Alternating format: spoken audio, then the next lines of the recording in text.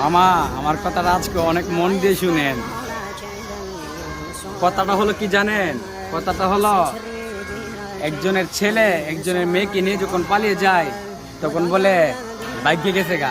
রাস্তাঘাটে, দোকানপাটে, বাজারে, সব জায়গায় তাদের কথাই শুধু যে ইমুকের ছেলে ইমুকের লে বাইকে গেছে গা, ইমুকের ছেলে ইমুকের মেয়ের লে বাইকে গেছে গা।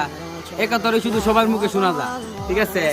কিন্তু একজনের কোরআনের হাফেজ, যে 30 পারা কোরআনের হাফেজ হয়ে সেরেছে, পাগড়ি প্রদান করে 30 পারা কোরআন সে বুকের সিনার মধ্যে রাখে, রাইকে সেটা কোরআনের হাফেজ যে ওই এই কথাটা কারো মুখে কিন্তু শোনা যায় না, বাজারও শোনা যায় না, দোকানও শোনা যায় না, কারো মুখে কিন্তু শোনা যায় না। অথচ কিন্তু 30 পারা কোরআনের হাফেজ কিন্তু আপনার কাজে লাগবে কোন সময় জানেন? যখন আপনার মৃত্যুর পরে আপনার যখন জানাজা করবে তখন ওই 30 পারা কোরআনের হাফেজ হই, তখন আপনার ওই 30 আপনার জানাজা নামাজ ওই 30 পারা কোরআনের হাফেজ কিন্তু করবে। কিন্তু সবাই কথাটি মনোযোগ দিয়ে শুনবেন এবং আমাদের চ্যানেলটি সাবস্ক্রাইব করে দিবেন।